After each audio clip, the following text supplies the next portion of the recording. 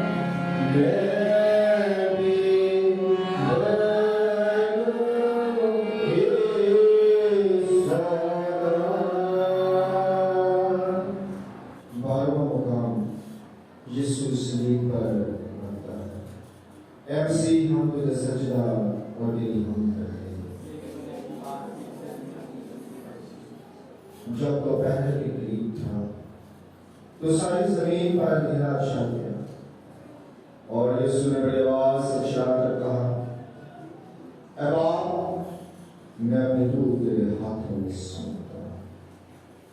और ये कहकर उसने चला।